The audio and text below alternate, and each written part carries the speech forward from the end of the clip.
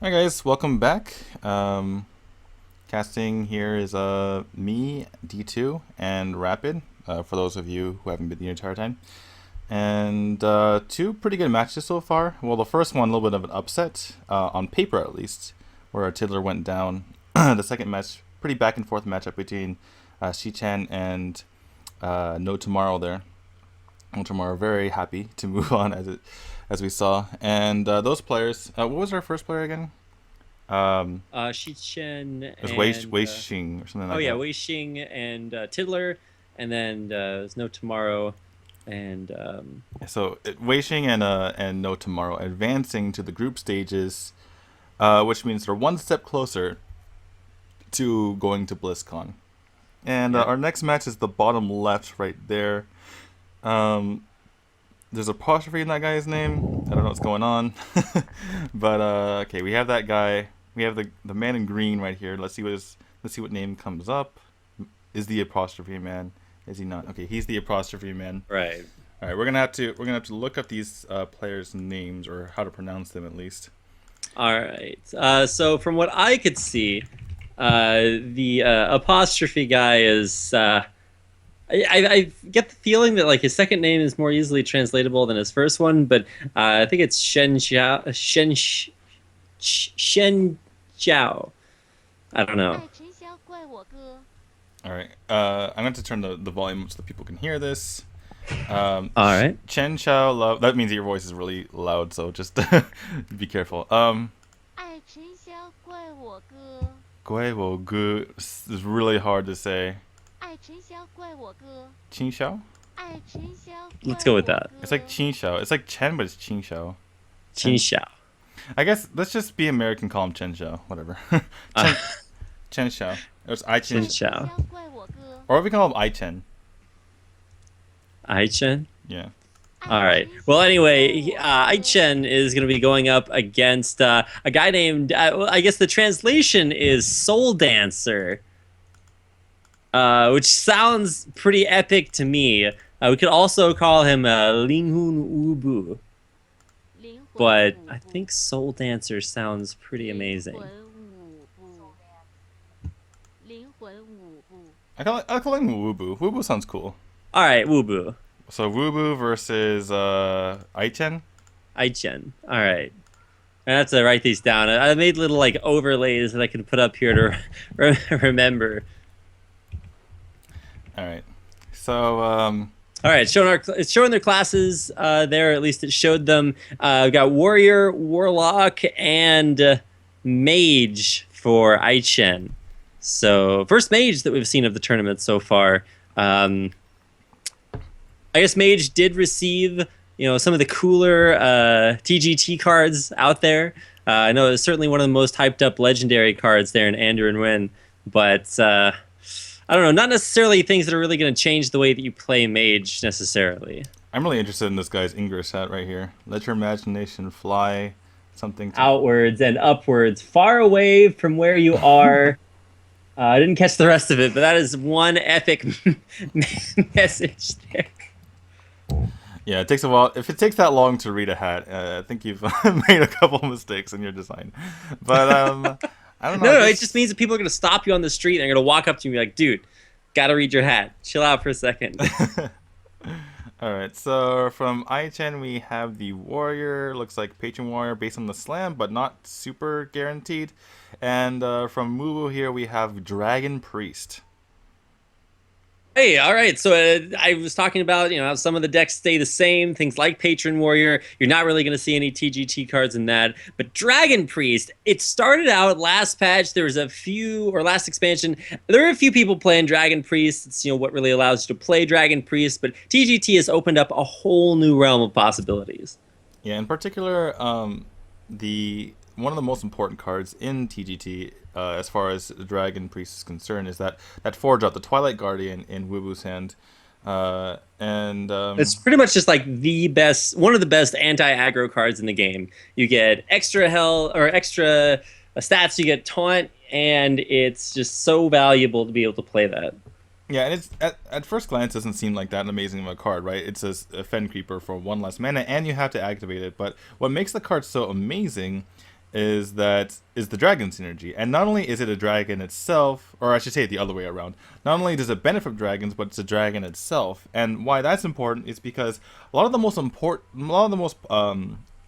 strongest cards, I should say, of Blackrock Mountain, excuse me, are the cards that actually benefit off dragons, but they're not dragons themselves, which means you have to play really clunky minions like Ysera and Nefarian, and once you put all those minions in your deck, your deck is too slow, you're just gonna die. So you just have to hope that you get the Black Ring Technician, for instance, in your hand. So, but this dragon not only activating other dragons, but activating things like Black and Corruptor makes it very, very good.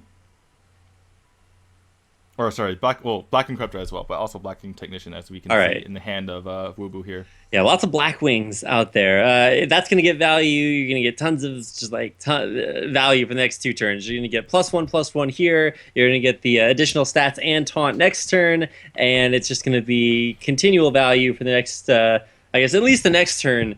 And I don't know. Patron Warrior, it's never really hampered too much by your opponent's early game. If they can accelerate out of control, then you're in trouble. But it doesn't look like Ai-Chen is really going to have too much to worry about for the next few turns.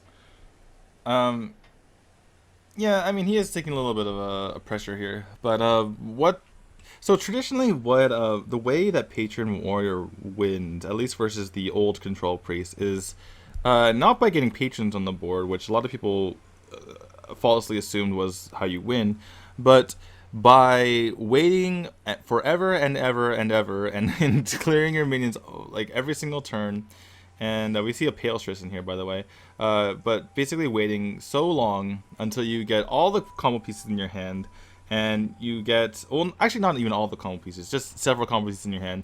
Then you play your Thorson, and then you OTK your opponent, which is not nearly as hard to do against a priest as it is against something like a Control Warrior, which you gain armor, obviously. But in this situation, I mean, obviously, Wubu doesn't want to sit back and let that happen, so he's going to go ahead and put a lot of pressure on, which typically Priest is unable to do, but this Dragon Priest has some of the answers to be able to, or excuse me, some of the threats to be able to do that. All right, so the desperate attempt to clear the board here will not be successful, but it will at least start the chain working with patrons on board. Light Bomb put in the deck almost specifically to make sure that this doesn't happen, and so you should just see the Light Bomb come out there. Won't kill off the priest minions, obviously. He's healed them 1 out of range. If there's a whirlwind effect out there, it's going to take them all out. Yeah, he could actually have somewhat dealt with that board by not using the Light Bomb and just kind of clearing stuff off, but picks up the Whirlwind. That's really pretty big draw. Otherwise he was taking a lot of damage to face. But in any case, he's down to 8 health. Like you got like 1 more turn to pull off your combo. Is he dead? No, okay, he's not dead, but well, he's at 8 health, but you underestimate the power of double Armor Smith to get ridiculous amounts of armor. This is basically how Patron Warrior bounces back against most aggro decks. Is they take a lot of damage, keep killing the board, and then all of a sudden they gain 20 armor off for Armor Smith, and the opponent's wondering what the hell just happened. I think we might just see this Twilight Whelp into, I think that's what it's called. Starting to forget. We might see that into the Valen's Chosen, because there's no silence in the Patron Warrior deck, and if it gets executed, then you're perfectly fine with that because of the huge minions in your hand right now. Yeah, and of course, 2 more turns, and we'll be able to have Confessor Paletress come out and change things around. So we'll see if that's the win condition. Most likely, things are going to end in maybe 1 or 2 turns for Ai-Chen if he can't find some way to pull off these sick Armor Smith combos, which don't look to be excessively forthcoming, but he is going to be able to at least stabilize himself on board. Yeah, we see Ai-Chen kind of agonizing over this a bit. Obviously, he's going to battle rage first, but he doesn't know if he should execute this or not, and because he knows, I mean, Wubu has been benefiting off of some sort of dragon this entire time, so, and he hasn't played that dragon yet, so, and obviously he was, wow, okay, Dr. Boom's a pretty big pickup. Yeah, can be pretty good, especially when there's pretty much no Big Hunter in your opponent's deck, but, yeah, I guess as I was saying is that you saw your opponent just basically Valen's, 1 cost minion because he had nothing else to do, because he has, as it looks like from the perspective, I mean, we know he has the 9-mana dragons in hand, but from the perspective of Aichen, he pretty much knows there's a 9-mana dragon in hand right now. So that's why he was agonizing over that execute, but he really had to get rid of it, and he couldn't really face sync it, so knows that maybe he can find something, he can make something happen with these armor smiths, maybe buy some time, and maybe eventually OTK his opponent, but yeah, looking to be in a tough spot. All right, well, what are we looking at for options? He's got Armor Smith out on board, so you want as many things to benefit off of the Whirlwind. So this is Armor Smith. There's the Warsong Commanders. So does he want to try for a big Argus? He'd be getting a lot of damage off of the Whirlwind, but he does risk exploding those boom bots into his Frothing Berserker. Yeah. Yeah, I don't know if he's going to clear here or he's going to go face. It kind of depends. Obviously, Priest doesn't really have burst damage, so yeah, I think he might actually go face here. Just to put the pressure. No, he's going to clear. Okay, so wow, that was pretty much the best opportunity you could possibly have, to have the boombots land. It didn't kill the Frothing. It didn't really kill anything. The Frothing did trade there, but still 10 health versus 25. Not a terrible place to be as a Priest. Yeah, absolutely. And he's already seen, how many Whirlwinds has he seen? He's seen a Deathbite. He's seen 4 or 3 Whirlwinds. Yeah, so that makes him a little bit less scared of anything happening as far as Frothing's just killing him right away. So goes ahead and plops out an Aeosera. There is the Patron. He can propagate one of them, or he can propagate once, I should say. And as also put down another Armor Smith onto the board. That does make it a little bit difficult to get more patrons eventually if you can start like, let's say he holding Wubu holding Novas. He's not going to get, he'll only get one more, so he can actually get 0 patrons out of this, depending on if Aichen decides to clear off this Ysera or not. Looks like he is, or maybe not. Maybe he just gets rid of some of his board, question mark. This is a really, this Ysera has been worth it, let me tell you. Yeah. Wow. Ysera itself, not necessarily a card that you see all that much, but in decks that are, drawing things on later and later, Priest, a prime culprit of this. Not only does it absorb like 12 health worth of damage, it also, wow, there's the, he might even have spell power to be able to, clear out patrons for that later on, but here comes the big minions that Patron Warrior can't really deal with. Yeah, I absolutely agree with this play here. Savon's such a huge threat. And on top of that, he gets that Drake on the board, which by itself, would have been good play as well. Really no way for Aichen to deal this right now. And this is why I really question his decision to clear out the Ysera. Like, really, what was the purpose of doing that? I just don't see his win condition from this point forth. Unless you really hope that your opponent built the worst, Priest deck ever and just has like nothing in hand. I just don't see it happening if you don't go for a play. I mean, obviously it looks bad from his position, obviously it looks bad from his point of view, where he's if I do this, like, what if he has this? Yeah, it's like, but you really have to take the 10% chance of winning, because at this rate, it's just not going to happen.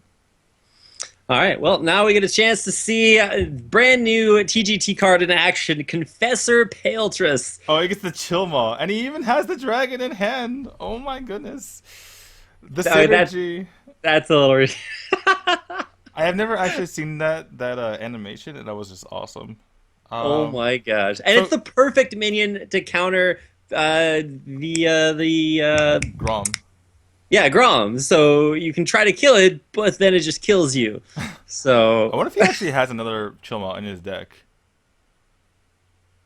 It would surprise me a bit, because it counters the Patron Warrior. It counters things like this Grom coming out, and I don't know. It's just the perfect card for the situation. Perfectly counters Grom because it takes the extra 3 damage. I really, by the way, do not like this play. I know it's like, well, he has nothing else to do, but I would just concede because I don't want to show him that Grom. I don't want to give away that I have Grom. Yeah, because most Patron decks don't run Grom. Yeah, that should be used. And now he concedes. That was actually a huge misplay. That was the worst situation you could possibly put yourself in. You reveal all your deck, and you still lose. Exactly, and that's just. I mean, maybe nerves are getting to him. I think that was actually a very, very poorly played game by Ai-Chen. I'm not going to do the caster thing where it's like, he could have done something different. I mean, maybe he could bounce back. I mean, obviously he's here for a reason. He's one of the top point getters in China. So, I mean, he's proved himself just by getting here. But I do have to be critical of that game. He was giving himself no chance to win. And on the other hand, I think Wubu played a very excellent game there.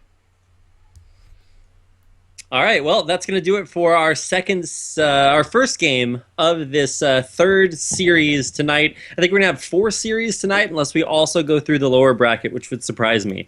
So I think we're just going to do upper bracket, but we'll see how things go. And this is going to be a Ramp Druid versus what looks to be Mech Mage. Yeah, it looks like it's Mech Mage.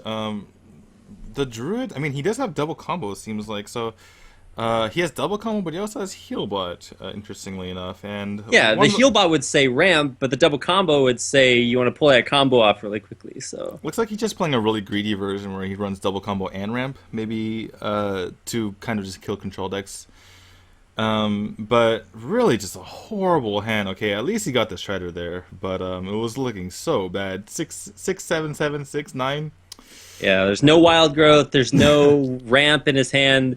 He's going to be firing off that laser, but he's going to need some bigger guns than that to put himself back on the board. Yeah, really all he can do is fire that laser at the moment. I guess he can even missed the first shot of the laser. That's just like... Oh my goodness. I'm going to play with the furnace on the left side. I mean, on the other hand, you're really looking to put the pressure on the side of Ai-Chen there, and he's playing a Mad Scientist-less Miranti on turn 3. That's his second minion of the game.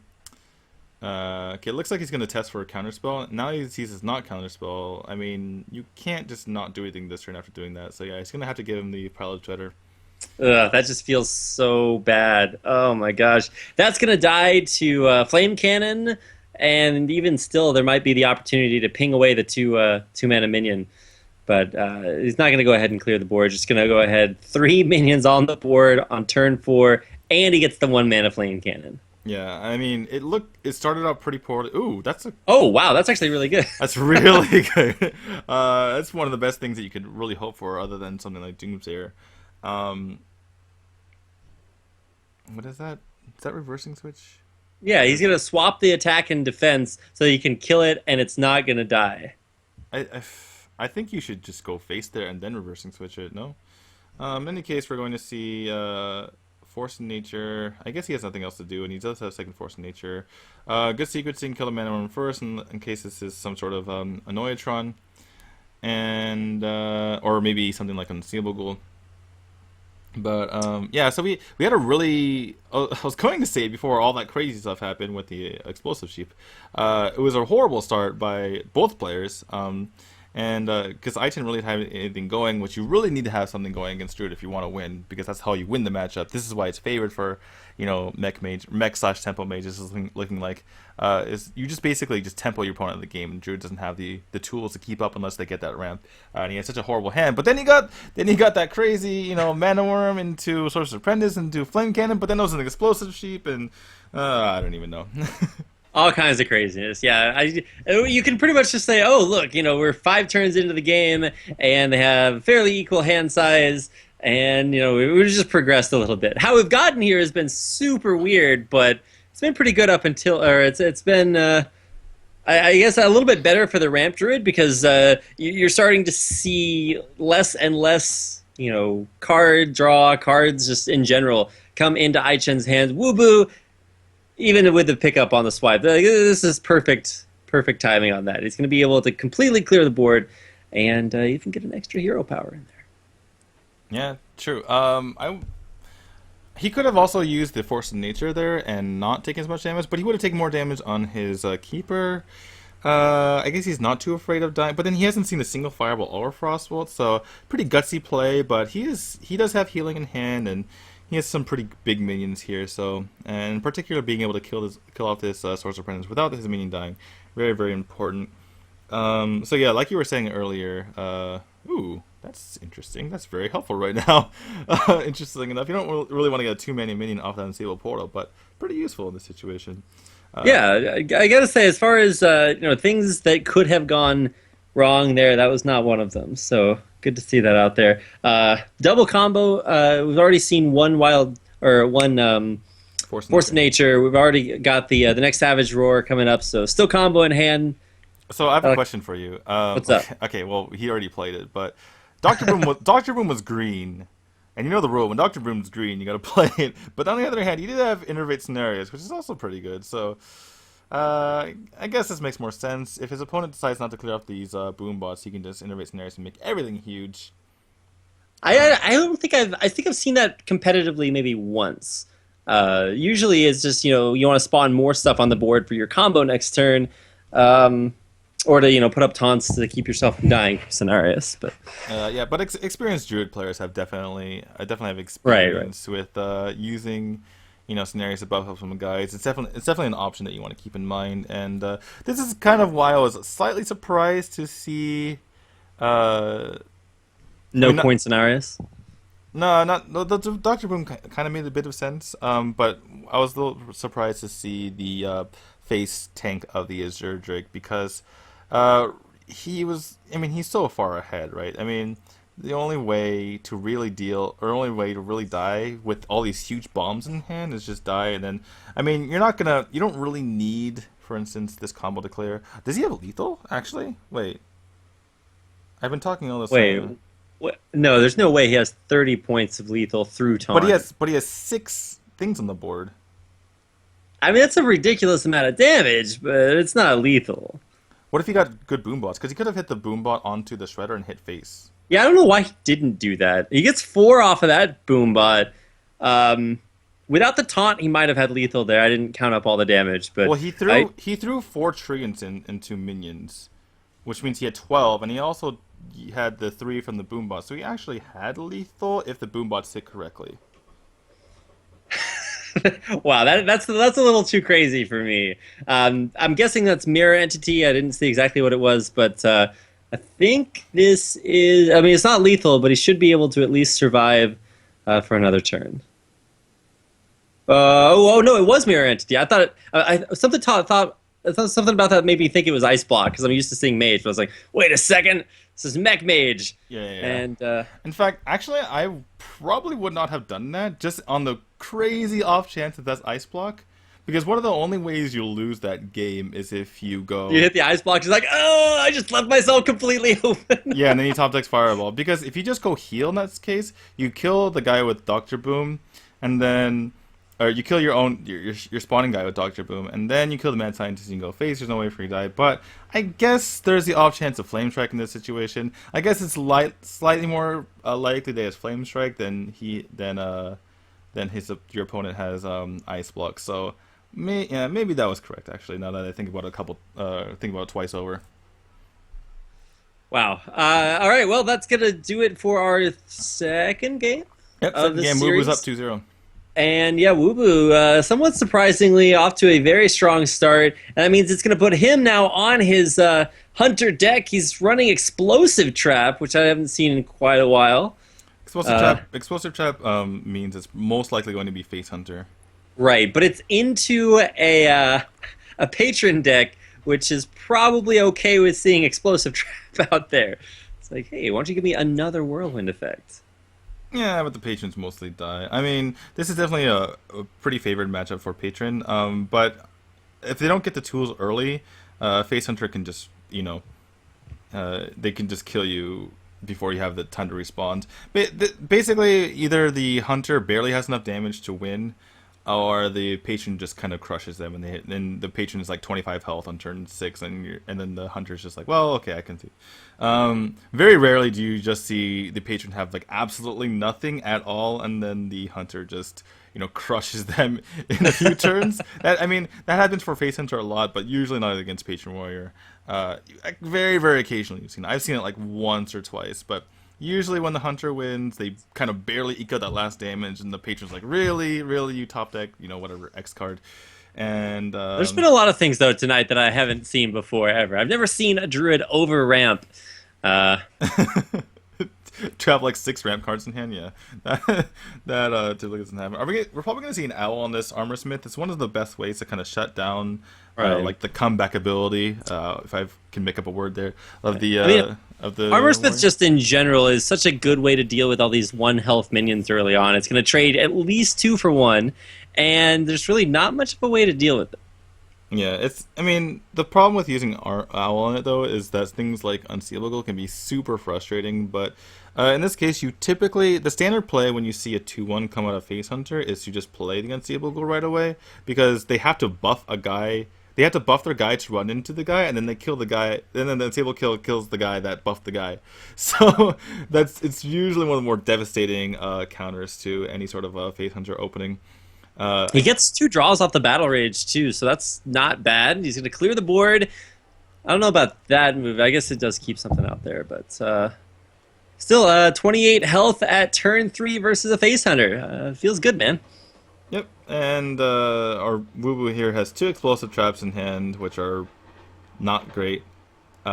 His Mad Scientist might not even draw a trap, because he might only have those 2 explosive traps in the deck. His Leopardum doesn't really do anything, and his Arcane Golem gives his opponent mana. So, yeah, pretty horrible spot to be in as Woo-Woo here. And his opponent has lots of cards, so likely has a way to deal with this. As far as what those ways are, what can you do here? You can just face sync the Arcane Golem, just because you're that confident. You're only going down to 20, and your opponent only has 2 cards in hand. Yeah, this is where you start discussing stats like blowback and how effective it is for the hunter to use his health pool, because if he's taking damage to face, you're not stopping him from being able to deal tons of damage to your face. Yeah, so I-Gen expecting to see... Ooh, it's a bear trap? It is a bear trap. Oh, wow. Okay. Yeah, because he actually got to attack face, so I was a little bit confused there. So he was kind of expecting explosive, would have gotten even more damage onto the face there. But ends up being that bear trap, which, I mean, it trades into this frothing, but doesn't do a whole lot else. Probably just play the Wolf Rider here in Hero Power. It's not even worth it to play one of these explosive, even though you have 2. I guess, okay, well, I guess it's... Okay, fine. Wait, that's... It's a bluff on Freezing Trap is what it is. He's not... Obviously, he takes more damage if... No. Well, because if his opponent runs the Death Bite in, then the Frothing dies the explosive too. So it's kind of both. It's kind of like a half bait, or half bluff, and kind of like half like, well, if my opponent deals with this in this specific way, i.e. the way they has on the board, then yeah, it dies anyway. So I-Gen smartly just throws that guy into test to see, and suddenly the warrior's at 13 health. That said, there's not that much damage coming in from the hunter. It's only like 5 this coming turn, and it's true. He doesn't have a board. The most damage you're going to take this turn is off of a big weapon draw or something like that. So nothing super crazy.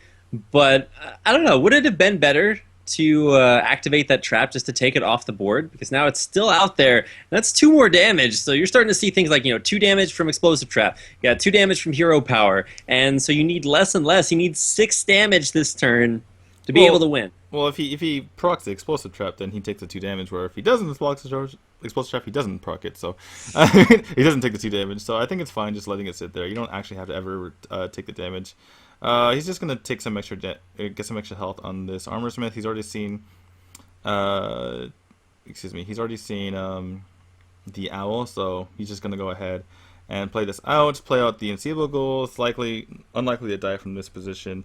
And another thing to point out is that he's seen a card in Woo-Woo's hand on the left side for the entire game, basically. So he might be able to predict that that's explosive trap as well.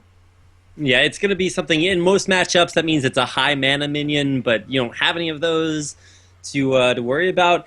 One upside of drawing that weapon, though, is it does clear the board. Unfortunately, you're going to give tons of armor to your opponent, and now he's sitting at 15 health, which is 1 health more than the hunter player, which is sort of a little bit of a role reversal there. Yeah, that's when you know it's a bad spot to be in for the hunter here, and this game's going to end soon. He could have gone with the Grim Patron and propagated, but then he picks up the Death Bite. it's almost, even with the extra 2 damage from this explosive trap, he's going to go back up to, what, 15 again? And then, oh, he's going to, okay, 13, I guess. I guess he's that confident that with 2 cards. It is pretty impossible. Wait, how much damage is this? I don't think it's lethal, but it's getting pretty close. If it was a Huffer... He actually died to Huffer Kill Command. Wow. So if that had been Huffer, or yeah, I don't. How many other cards could that have been? I mean, I don't know. There's not a lot. This might have been playing around Freezing Trap. Okay. To play the minion, but you've already seen a Bear Trap and 2 explosives. Like, what are the odds he's running a Freezing Trap on top of that? I don't think it's very likely. So, I mean, just give your opponent 0% chance to win, right? Yeah. I didn't. I see. I feel like this entire tournament so far has been, where players have had the option to give themselves or their opponents 0% chance to win, but have still gone with the aggressive options. Yeah. Well, in any case, he's gonna take it. I mean, he was about 99% chance, or maybe 99, Right. maybe about 90. I'll give him 90%, which is honestly not the greatest. When you're that far ahead, I'd rather have 100. I mean, But hey, a win's a win, and Yeah. it keeps Ai-Chen in the game for one more game. Back still up against the wall, so he's got to win 2 more games in a row. But Wubu, he's still has that 1 deck left, but he's going to have to win with Face Hunter, and that may be a little bit more difficult now that his opponent, knows. Now that Ai-Chen knows like exactly what he's going up against, has a better feel for the deck list. yeah, one of the reasons why you bring Face Hunter to this sort of format, that being the Conquest format, is that it's unlikely that your opponent has 3 separate decks that can defeat it. Because like at some point you're gonna have to have a greedy deck, right? Right. So that's kind of the reason behind Boo bringing this deck. But I've seen it happen a few times here and there where the Face Hunter just goes 0-3 because it's fell flat, We'll see how it does here. We see an Oh wait, this is from the same deck from before, wasn't it? Right. Yeah. Mm-hmm. Sorry about that. I was confused for a second. I'm like, is this Mech Mage? Yeah. No. Those cards just by themselves look like something that you'd see out of a Freeze Mage, but Other than the Mirror Entity. yeah. Hey. Or not. I mean, the Mirror Image. Sorry, not Mirror Entity. Those. Oh, and we have a Spell Slinger here. Nice. Okay. So yeah, a little bit of TGT flair coming out for the Mech Mage. It's not entirely mech, but nice to see some adaptation. Wait. It's not even Mech Mage, really. What? It's Tempo Mage with a Clockwork Gnome.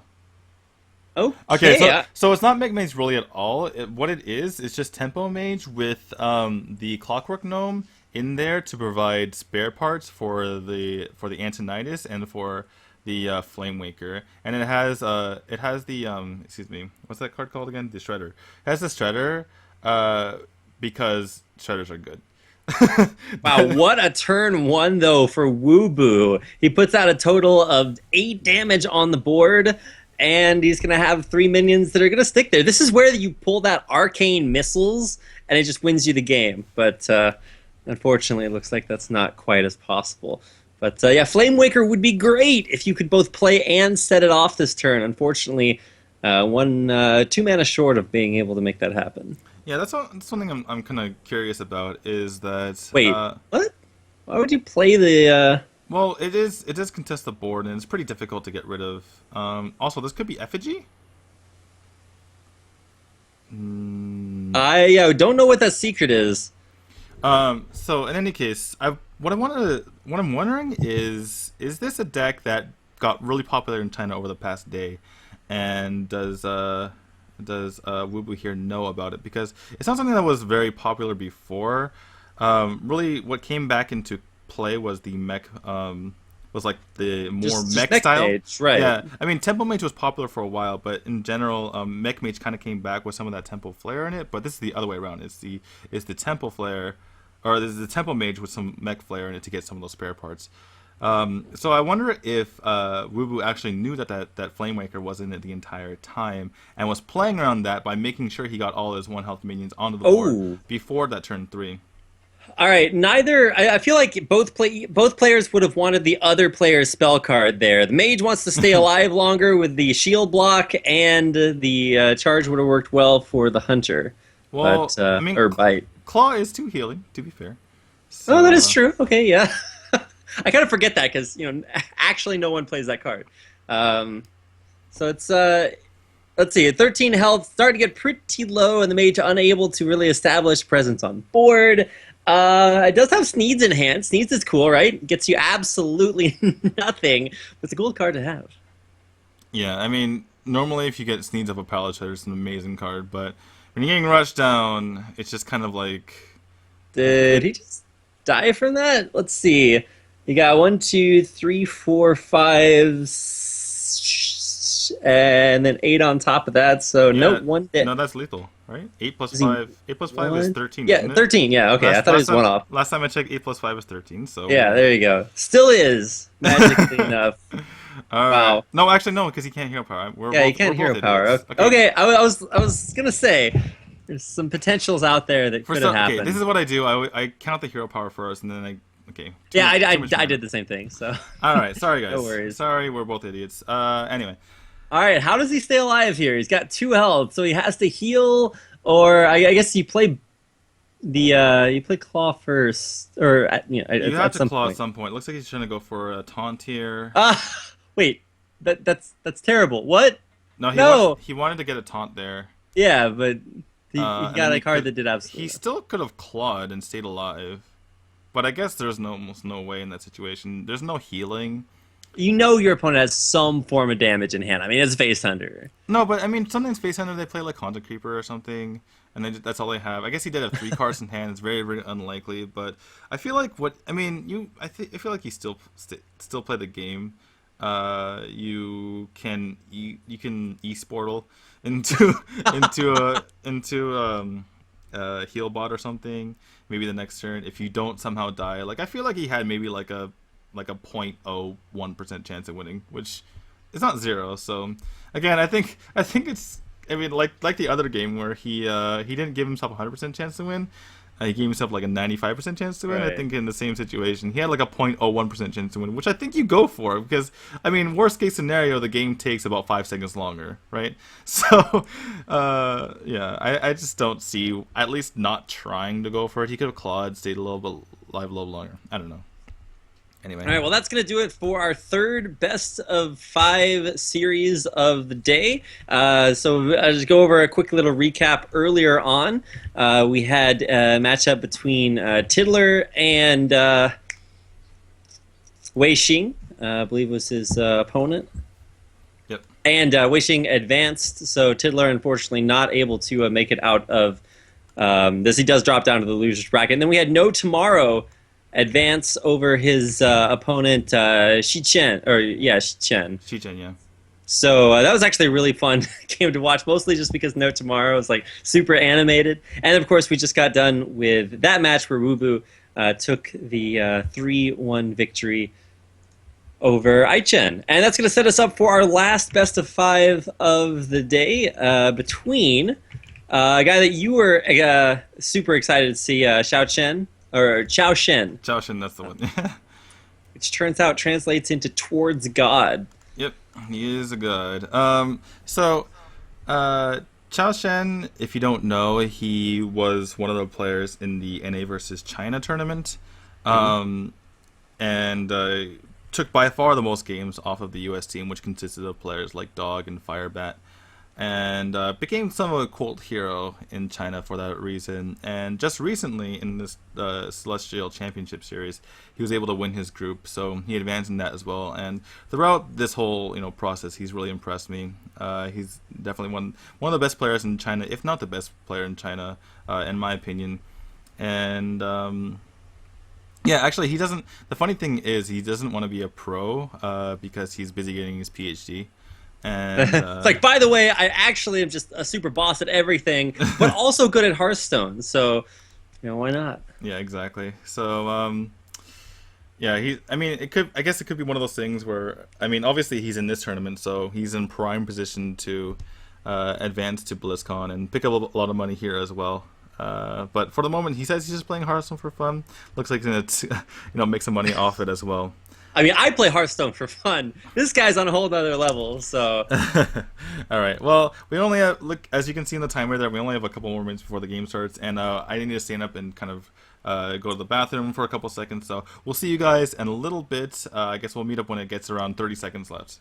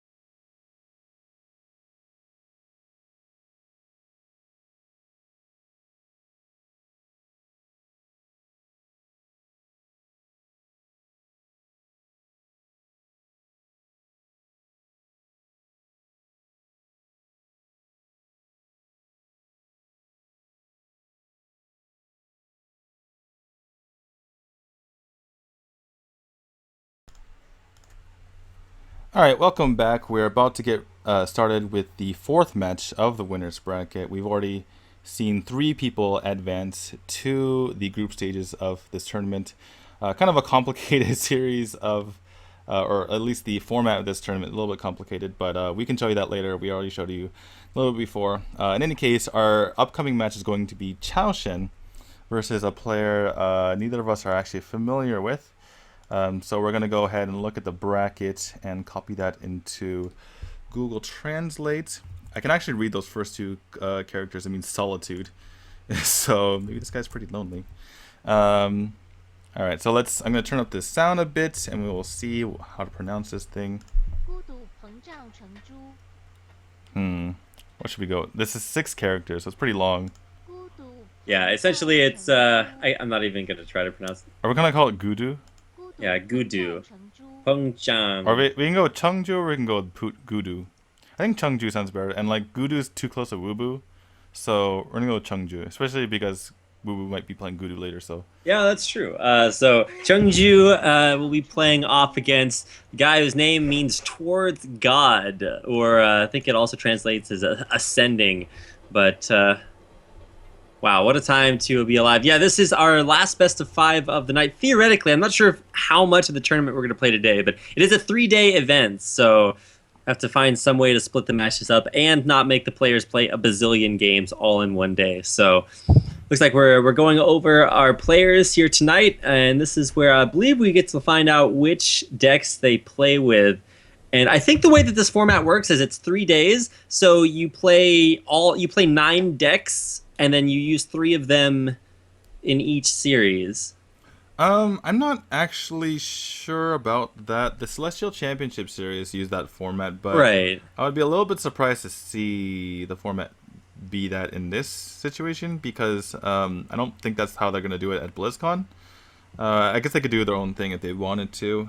I think the 9 classes you can screen are just for statistical purposes, but I could be wrong. And in any case, we have what's this guy's name? Chengju. Mm-hmm. We're gonna do it one more time, just to make sure. Hold on. 孤独膨胀成猪 Chengju. Okay, Chengju sounds good. Okay, so Chao Shen versus Chengju.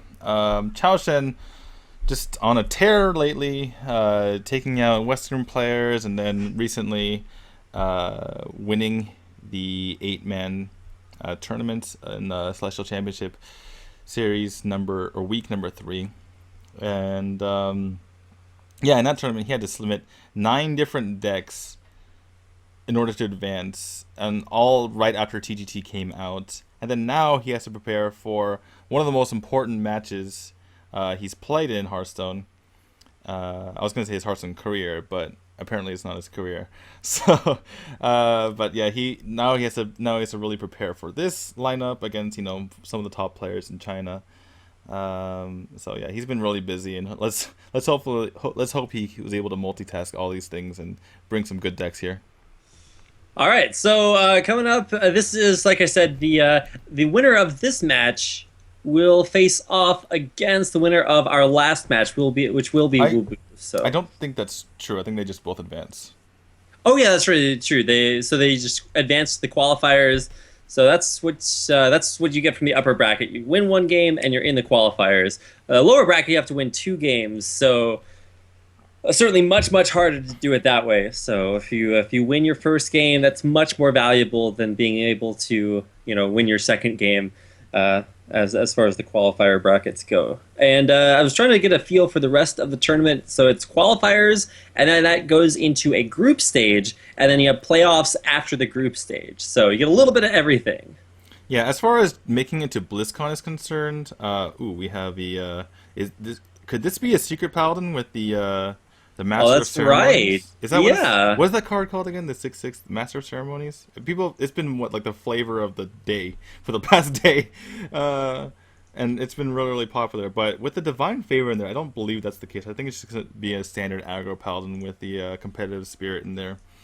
But in any case, there is the Master of... Is it Master of Ceremonies? Oh my goodness. Can you... let me check. It is...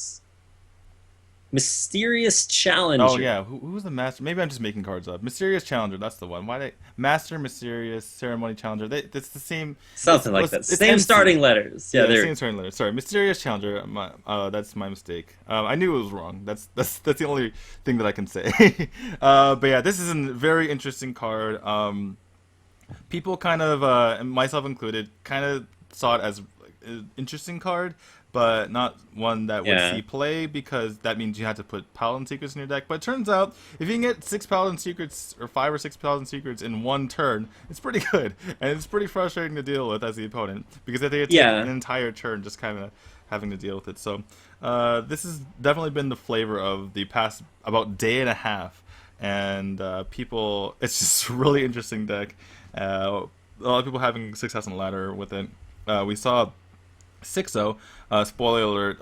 This is spoiler for 2 days ago. I haven't actually seen the Archon Team League results from the most recent results, but at least 2 days ago, 6-0 kind of bombed out with this deck, and apparently was having a lot of success on the ladder, but didn't do too well a couple days ago.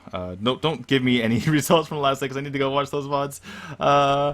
In any case, I guess we should get into this, into the side of Chao Shen. He is playing...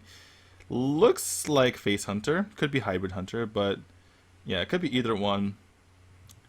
But yeah, he's deciding what to do. Not getting a 1-drop as Face Hunter, or a Hybrid Hunter for that matter, is not a good position to be in. All right, now I read an article about this deck in I forget what it was. I think was it Ghost Two Gamers had an article about this. And so theoretically, the way that you want to play this is you run a couple of Mysterious Challengers, and then they don't run all 5, but they do run Secret Keepers, or at least that's what I've seen games with. I think Secret Keeper is like the worst card in the game. It's like I think it's pretty terrible. If you can run a 1-mana spell to buff it up by +1/+1, like +1/+1 is very, very good. on any minion. We saw that with Undertaker, right? So if you're gonna put all those secrets in your deck to begin with, if you can just buff them up with +1/+1, because a lot of times those secrets are dead in your. I mean, they're not dead in your hand, but they're obviously not very good. The problem is, like, you'd think that there would be Secret Keeper synergy with Mysterious Challenger, but it doesn't count as playing secrets when you get all 5, however many secrets you get. What it is kind of a contingency plan, right? Like, like sometimes you get if you put that many secrets in your deck, you're bound to draw some of them, and then instead of just playing them and just having a bad Paladin secret played onto the field, you can actually get some value out of it if you have Secret Keeper in hand. So it's kind of a contingency because you're not always going to get super value over your Mysterious Challenger. And on the other hand, before you draw it, if you have these secrets on board, you can use it with Secret Keeper. Had someone ask why Paladin secrets are bad. It's because it costs 1 mana. So you're by definition they're bad. Yeah. Yeah. Well, pretty much if you put 5, 6 1 mana cards in your deck. Bear Trap. Okay. Yeah, you're gonna ramp out of it pretty fast. But we saw the Bear Trap come out in our last series, but now it's actually working out pretty well. It's gonna taunt up, and taunt's pretty decent against Paladin just because they have to kill off a bunch of their dudes. Yeah, this is something we saw Chao Shen play in the CCS a couple days ago. Is Bear Trap and Snake Trap, and what that does is it forces your opponent to basically play into the Snake Trap, right? Or did I say Facing Trap? Sorry, Bear Trap, Snake Trap. I don't know what I said. Anyway, but the reason why you play it is because if both are on the field, then you force the Snake Trap to be played, and that was one of the problems with playing Snake Trap in the first place earlier because they could just race you. But by getting that Bear Trap getting the bear on the field, now you force them to run to both. So Chao Shen's kind of testing this secret. Looks like it is the Redemption. I'm going to be completely honest. Didn't know what the card art was. Like for example, Firebats was playing against this deck on ladder the other day, and or yesterday I should say, and he actually had to go Google the Paladin secrets because he didn't know what they were. So I do not feel bad not knowing the card art for all the Paladin secrets. If the world champion does not know all the Paladin secrets off the top of his head. So that was Redemption in any case. So I know from now on that purple guy with the light in his hand and it's purple, that's Redemption. All right, well, it turns out, the biggest thing to watch out for Paladin is, or at least for traditional Paladin, is that they flood the board with dudes, or they just have a bunch of stuff out there, and then all of a sudden you activate Competitive Spirit, and that gives a +1/+1. It's essentially the same idea as what is the weapon that does that? Sorry, I didn't catch what you were saying. I was looking at the board state for a second. I was just saying you don't want to get the blood or the blood flooded, the board flooded. Wow, flooded. You do not want to get the blood flooded. Jeez. You also see an explosive trap. So as chat was referring to, that was actually Chungju.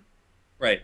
Chungju could have gotten really punished for his play earlier if he had gone face and that was explosive trap, and he basically would have gotten his entire board cleared by himself. So yeah, that would have been an unfortunate situation. In any case, his last play was pretty standard.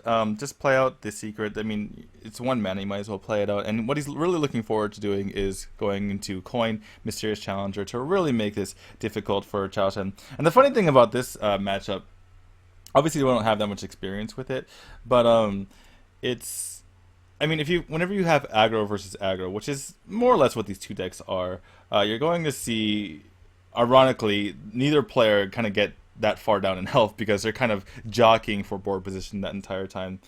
Okay, we see the Snake Trap. Okay, so he's going to be forced to just consecrate here. And clear the board completely. So, yeah, instead of going for that Mysterious Challenger, it looks like he's just going to clear the entire board. It's pretty good as well. Yeah, definitely, and it's kind of this is a kind of a role reversal. Usually, it's the Paladin player that you see that's flooded the board with tons of monsters, but that's not what this deck is designed to do. And there is the Mysterious Challenger. So we get a chance to see what this is made up of. How many traps is he going to get off this when he plays it? Because it is on turn 6, so theoretically, that's not the perfect curve that you want for this deck. Well, I mean, it's worked out so far. He's able to clear his opponent's board and get his Mysterious Challenger off on a more or less clear board. I mean, I would say that Chengju is in a very advantageous spot. Unfortunately, he's already seen 2 redemptions, so he's going to get neither redemption, obviously, coming up. But he's going to get 4 traps, or excuse me, 4 secrets at least, I believe.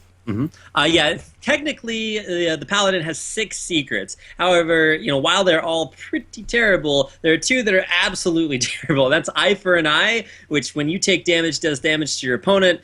Nobody really likes that. And then Noble Sacrifice used to be kind of well played. It summons a 2/1 that takes the damage from an attack that's coming at your face. Other than that, I would expect them to see. I would expect to see Noble Sacrifice actually. okay. I guess one of the other bad ones is Repentance, which reduces your opponent. What is that one? Is that Repentance? That is Repentance. Yes. So wow, you're gonna see 4 secrets right there, plus 1 from being in hand. And if I'm not mistaken, they are Repentance, Competitive Spirit, Avenge, and Redemption. I don't think one of those is Noble Sacrifice. I mean, we're about to find out, so we'll get a chance to see. Well, okay, 4 Paladin secrets. Well, first of all, Chengju knows that he only plays 1 Repentance. That's why he played the Mysterious Challenger first. I guess it doesn't matter, so okay, that's going to be Repentance, which doesn't do anything. Yeah, so another example of a Paladin Secret being an actually terrible card. And now we get a chance to see what else he has. I mean, if he wasn't playing against Face Hunter... okay, so that's Noble Sacrifice. If he wasn't playing against Face Hunter, it kind of works like a little bit of Mirror Entity. It kind of forces your opponent to play something smaller, and it can screw up their curve. Here's Avenge. That is a scary minion. I mean, the thing is that Chaoshin was never really going to deal with that minion anyway. Right. So I think Chengju wanted to get that on the 1/1 so that he can kind of clear this board out a little bit easier. So the last trap is going to be... But yeah, Competitive Spirit comes out, which means he can actually clear this Arcane Golem. So now all of a sudden... he gets another Noble Sacrifice. That's actually really good against Hunter. Yeah, it is really good. Because he's gonna prevent the 2 damage from coming in. And even though Chaoshin got a lot of damage onto Chengju, it's looking like it's very, very good for Chengju at the moment. Noble Sacrifice takes care of the minion. Explosive Trap does almost nothing. Quick Shot's good. We'll draw him a card, but... Well, Explosive Trap prevents 3 damage. That's useful as well. Yeah, he'd rather throw this guy away than take the 2 damage because he just dies basically on board. So actually, Chaoshin has a chance to win this if Chengju doesn't take any damage right here. Yeah, and you saw him just kind of ran it up there. Oh, sorry, never mind. Draws the weapon, and even with this Explosive Trap, even with the Divine Shield put on that Mysterious Challenger, it is the card that the deck is built around, and it's ultimately the one that wins Chengju the game. Yeah, that was actually a crazy game. Really, really back and forth. Chaoshin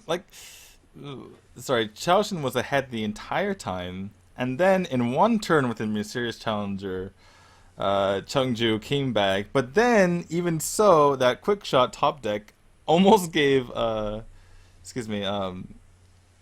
Chaoshin the game there. So yeah, we have Chengju taking first game, and he's up 1-0. His Paladin deck is out of the way, which is very important because I mean, obviously your opponent doesn't really know what kind of deck you're playing. It could have been Aggro Paladin. It could have been... I mean, that's kind of like it's almost like a combo deck, right? Like, it could have been that combo deck we just saw, and it could have been Midrange Paladin, could have been Control Paladin. So, nice to get that out of the way before your opponent knows what you're playing.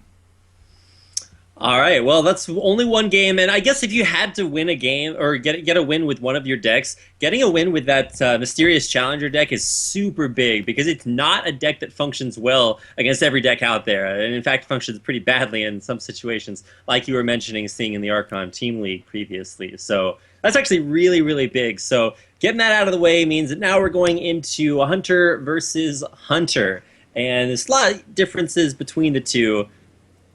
So we're going to see which player techs what into their deck, but it should be the more face variety of the Hunter, at least from what we've been seeing today.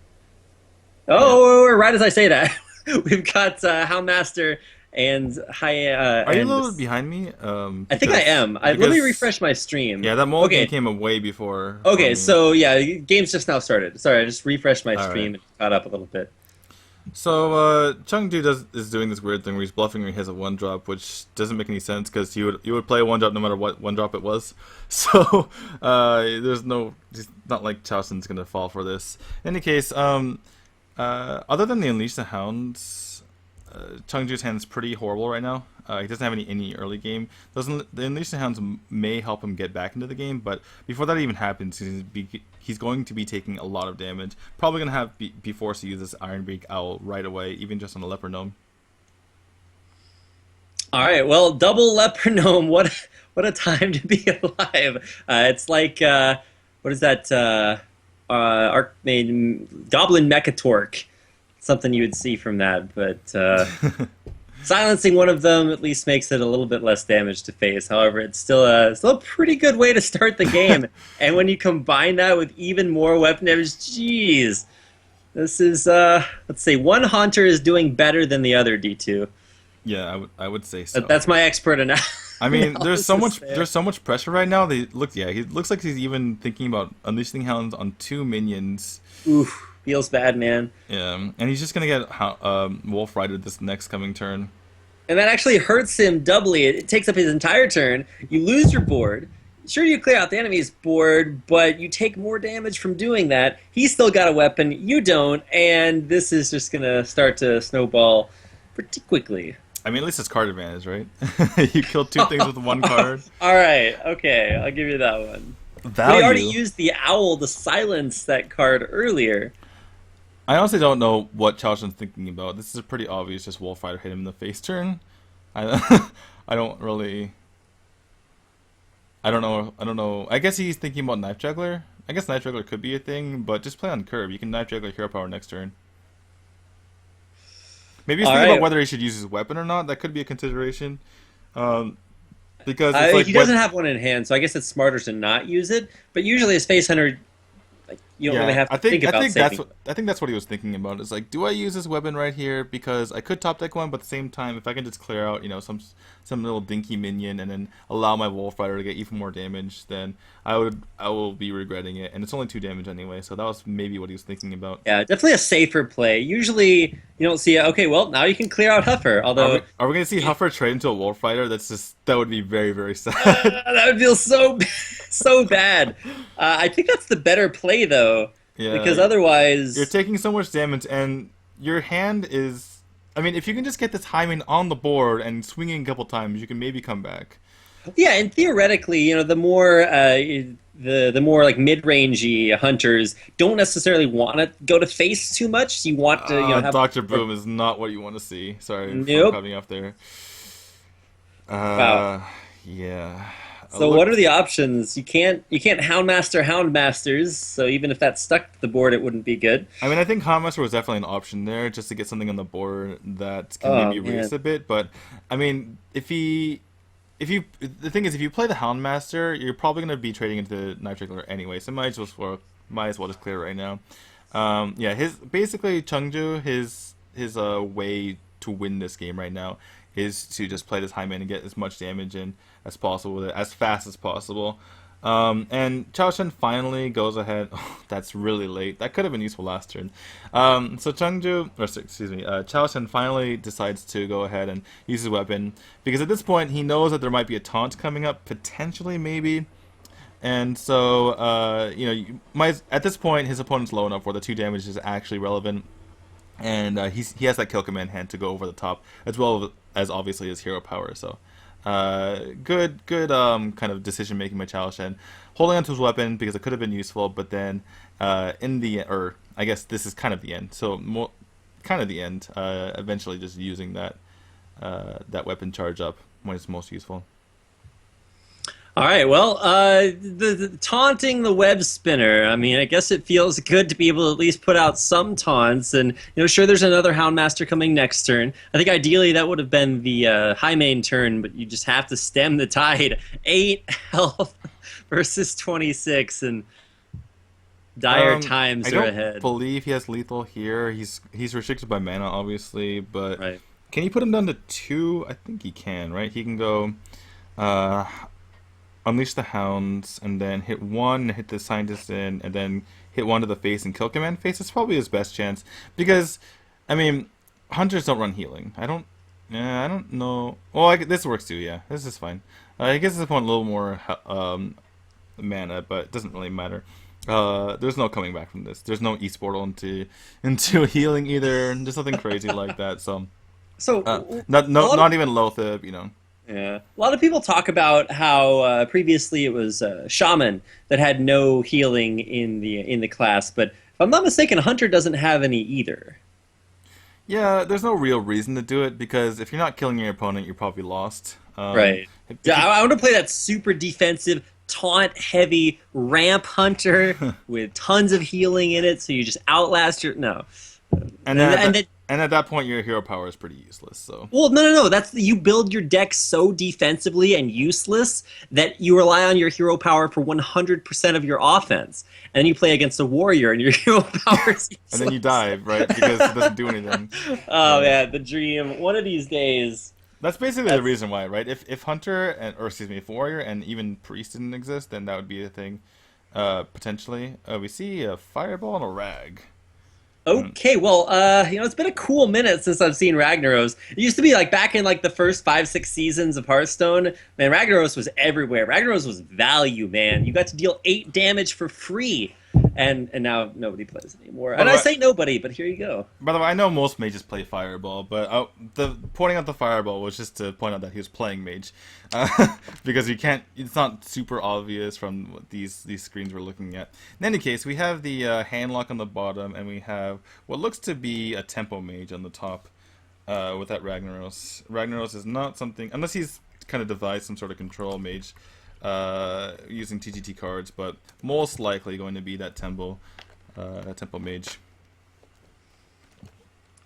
All right. Well, for now we get to see more of the Tempo Mage. That looks a little bit closer to Mech, but we've seen a ton of different varieties, so I'm not going to make too many judgments there. And a Handlock.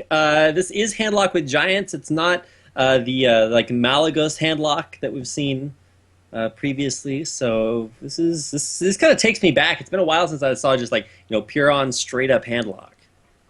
Yeah, it's still a deck that I mean, it's kind of like a tier 1.5, maybe tier 2 deck at the moment, but it does counter a lot of things. For instance, Patron Warrior, and it's basically capable of taking a win off almost any deck that exists right now, which is kind of what you want when you're deciding what decks to bring.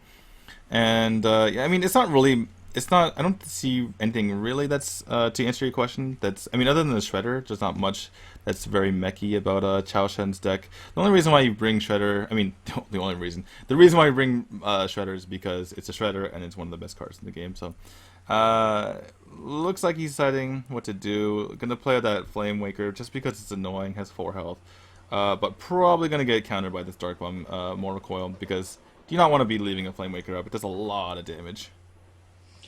Yeah, Flame Waker is pretty huge. And, it's been a while since I've seen Flame Waker 2. When it first came out, everyone was like, oh man, BlackRock Mountain, we got our new Flame Waker card. We're going to build decks that are just like all-inning on these 1-mana spells so that we can Flame Waker everything. And then people realized it was like, it's not super, super effective. I mean, when you get the combo going, it's great, but a little bit gimmicky because you kill your Flame Wakens, you're like, okay. Yeah, I hope I have Antonitis. Kind of the point of playing some like a Tempo Mage is that all of the minions are annoying. Like the Mana Worm, it gets really big. I have to kill the Mana Worm. Or the Sorcerer Apprentice, like the guy's giving him so much tempo. He's drawing all these cards. He's playing these secrets, and then some of the one mana cost spells, they go on 0, they're doing all this stuff. It's like, I gotta kill that guy. And then it's like Flame Waker, he's just like shooting out missiles everywhere, I gotta kill that guy. That's kind of the point of the Tempo Mage, but kind of lost favor as people were better able to deal with it. And as far as this matchup goes, it's actually very, very Handlock favored. Because if you don't kill them quick enough, they basically just put a huge taunt wall up that you can't really get around. On top of that, they're able to heal a lot if you put a lot of pressure up. So Yeah, typically Handlock is pretty favored, although Chao Shen's deck does scale into the late game pretty well, as you saw without Ragnaros, but you know, the Handlock's gonna have the bigger threats here. Chao Shen putting out that counterspell, kind of a bluffing Mirror Entity, I believe.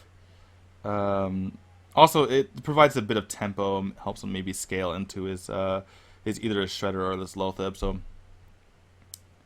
yeah. Now Chengju knows that it's counterspell, so but he's wondering whether he values his Dark Bomb over some other card. Also, he's wondering whether or not he should use his mana more appropriately this turn, so that he can play, you know, something like Defender of Argus Moracle next turn. All right. Well, for now, not too many things off the or out of the ordinary. Obviously, no Mountain Giant turn 4 doesn't feel super great, but Twilight Drake's there to sort of fill that void, and hopefully he draws that pretty soon here. Because once you like build up your hand as Handlock and then play it down, it's kind of hard to get back up to that large hand size that you want for things like Twilight Drake. And yeah, I mean, but if you're playing against Tempo Mage, you don't really expect to be able to get a Mountain Giant down. You know you're going to be kind of responding to the threats, and particularly if they play something like Mirror Entity, you can't really play it anyway. So I mean, I think he's perfectly fine with the situation as long as he doesn't die. He has the bigger threats overall. Although, like I said before, Chao Shen does have some big threats in this thing. I wonder what Chao Shen is really thinking about here. He might think that this Lotheb is kind of redundant with the counterspell already in play. So. Huh. Yeah, but at the same time, like, you see this Tempo Mage deck and you see that trap, and you kind of have to assume that that's highly possibly Mirror Entity. Oh no, So, he already tested for it. oh, okay. I didn't catch that. Yeah, he would have given away a minion that couldn't attack. So probably a good thing to give away to a Mirror Entity. So now he's like, okay, well, I played a minion. It didn't get copied. It's probably not Ice Block in a Tempo Mage deck because, I mean, if you're dying where Ice Block would save you, you're probably don't have too great a tempo anyway.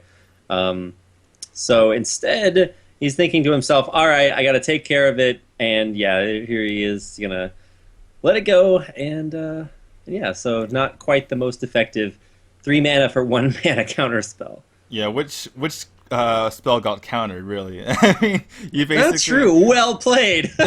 Which, I mean, you use a 1 mana spell to counter a 3 mana spell, so... Yeah, I would say counter spell. The counter to counter spell is a Mortar Coil, surprisingly. So yeah, looks like he's just gonna basically clear out that Twilight Drake and get out his Pilot Shredder, and Chengju immediately just slams down that Thorison, and Chao Shen hand on the head. Wow. Yeah.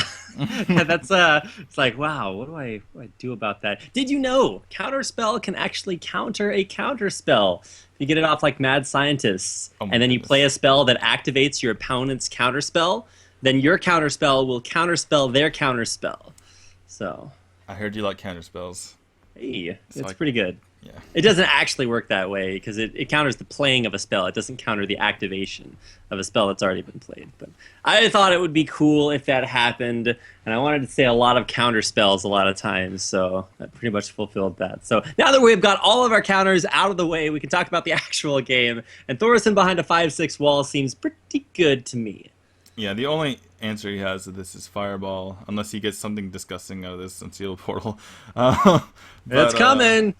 Well, he's gonna go ahead and clear that. Wait, so what? He's gonna ping it. That does make a bit of sense because if you Fireball the Thorison, then your Shredder doesn't trade very well into the guy anyway. The 5/6, right? The 5/6, the Ancient Watcher. I'm sorry. The longer you cast guys, the more names you forget. That's it's like your memories are draining over the course of the cast. Exactly. It becomes worse and worse. I can confirm. But man, look at all those low mana cards. Like, geez, it's got the ability to throw up like taunts for days, and there it is. Total of, what is that? 13 health in taunts on the board. Oh, that's not like super bad for the Tempo Mage, because I mean, if he gets Antonidas, he can still put out a lot of just direct to the face damage. Yeah, but that's assuming he gets Antonitis, and That's true. that's assuming it lives as well. Obviously, it's something like Antonitis stealth. That would be amazing. But we haven't even seen anything that gives spare parts so far. So not even. Well, I mean, might not even be something that exists in this deck. Also, this deck, I know we saw Antonitis earlier with a deck that had a lot of spare parts, but if you don't run the spare parts, sometimes you don't even run the Antonitis because it's not going to get much value. Yeah, I mean, if he was at 10 mana, he could drop, both Unstable Portal and, the, I never see the card. The, See, this is what you're talking about, forgetting card names.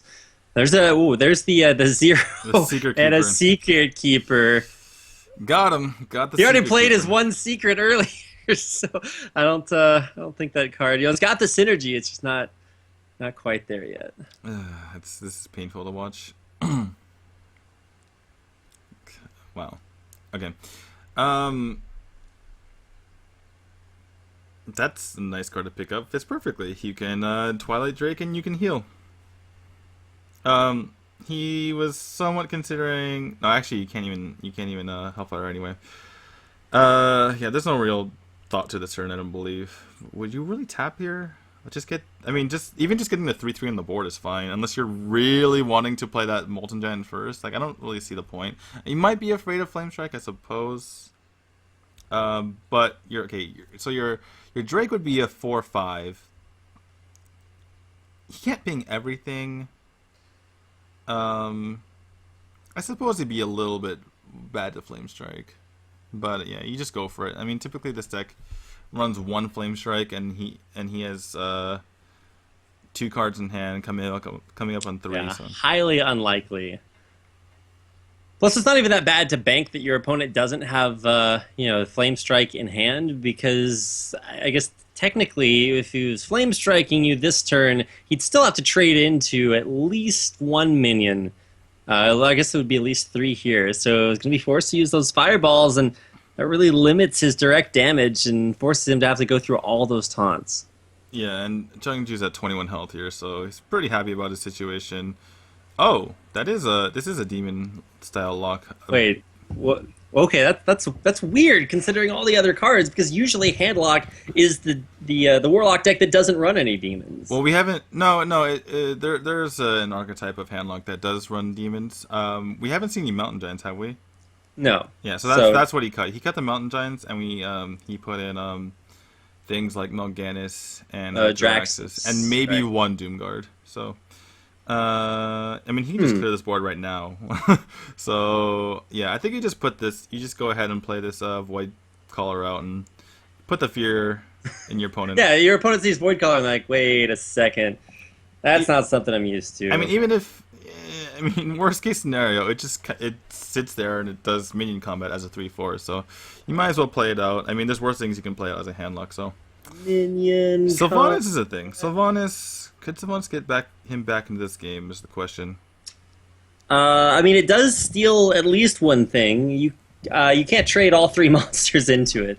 Well, the problem is, if you Sylvanas, then are you not pinging the Drake? And if you're not pinging the Drake, then what are you doing?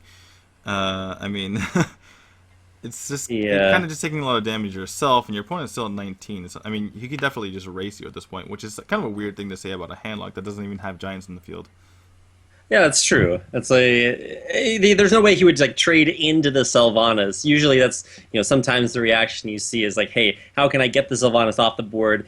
And that's your priority. But here he just skips the Sylvanas, goes straight to face, and even if he loses a minion, he'll be able to clear it off with Hellfire next turn. Yep, and there's the Jaraxxus. Does he prefer? I think you would prefer the Jaraxxus as your hero rather than Draxus in the field. Sometimes you prefer the Jaraxxus in the field because you can taunt it, and he does have the taunt in hand, and it's like almost impossible to get past. But I guess either way, it's pretty good, but definitely much better as a hero. Yeah, because you've already the biggest reason is that in certain situations you would be afraid of dying, but you've already seen two fireballs, so yeah, you don't really care about that at the moment. Chungju, this isn't.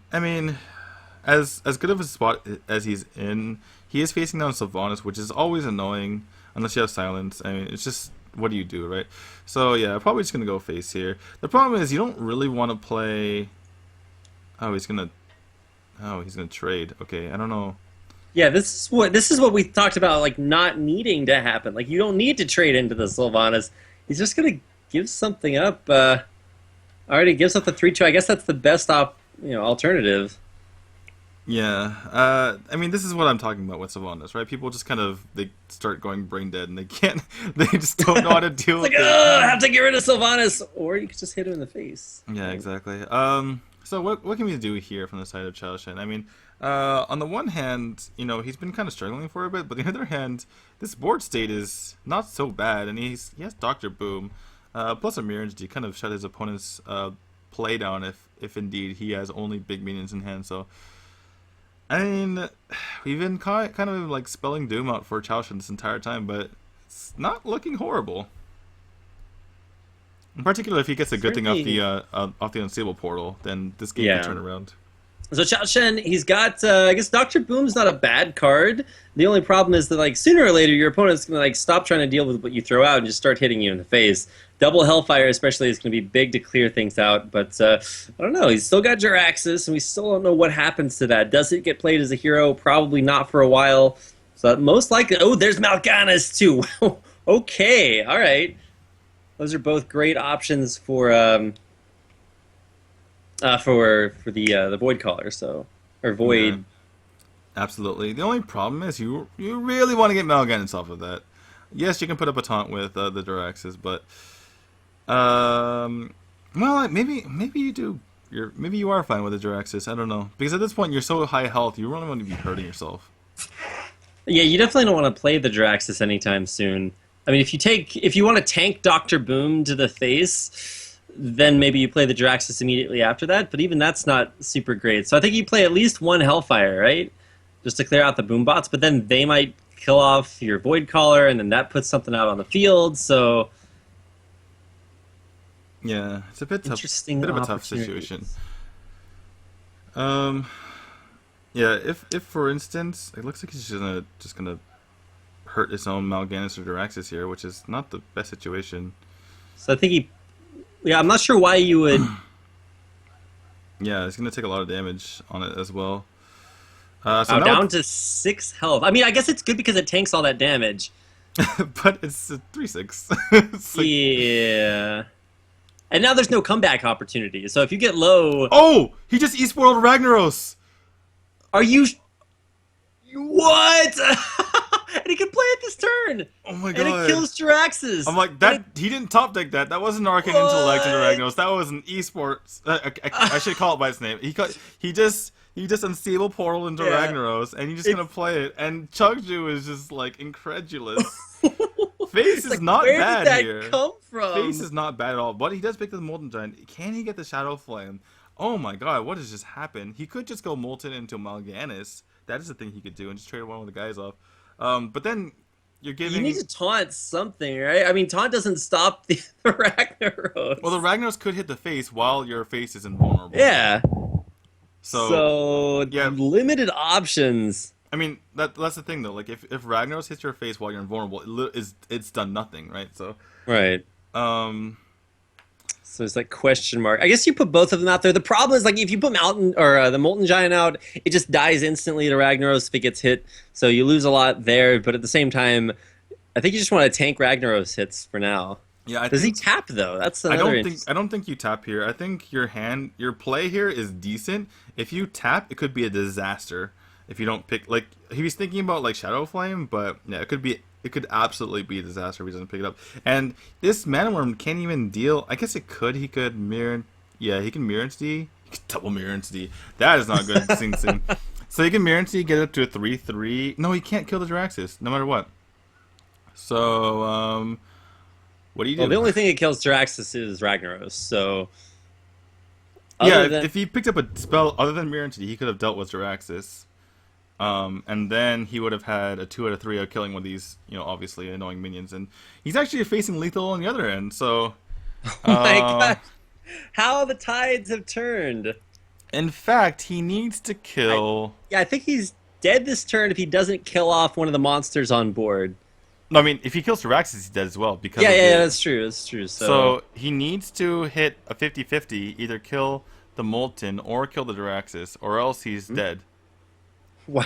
Wow. So even if you get Ragnaros out of your unstable portal, By the way, you still might lose I the think game. Chao Shen's played pretty well this game, but I had to be critical because he could have played that Mirror Entity before. Obviously, he didn't know this was going to happen, but there was a turn where he pinged instead of playing Mirror Entity. I think he could have easily just played Mirror Entity. And what's he doing here? Why would you attack into that though? Oh, he's playing on Hellfire. Oh, and he just lost. Okay, well, that didn't matter. If he actually hit the Manworman, he would have played around Hellfire. I guess that's kind of interesting, but he just dies anyway. So yeah, lots of 666s. In case you've never watched a Chinese stream before, typing 666 is a sarcastic way of saying, wow, that's such an awesome play. So you either say it when somebody does something super awesome, or you say it when somebody does super like absolutely terrible, or like when they try to do something awesome and it fails super badly. That's why you would see people spamming that. But it's actually pretty cool to see, so many opportunities for comebacks.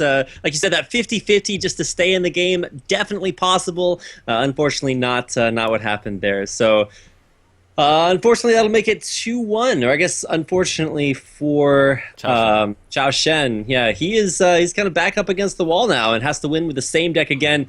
Double Flamewakers, though. Yeah, Flamewrecker can be pretty useful, especially against Hunter, which even the mid-range Hunter has a lot of minions that have 1 health. So, yeah, I would just keep it. I guess he's going to throw away 1 Flamewrecker because it can get pretty clunky in your hand if you're holding on to a minion that you really want to hold on to before you play spell. You want to hold on to until you can play spells. Yeah, he's really thinking about his curve. Like, if I keep both of these Flamewakers, what am I doing on turn, 1, 2, 3? And if I'm too greedy, then maybe I could just get too far behind. So I don't completely disagree with it. I do have to say I disagree with not playing Mirror Entity last turn. It's something weird I want that to harp on, but it's just kind of a blemish on what has been a pretty good series by him so far.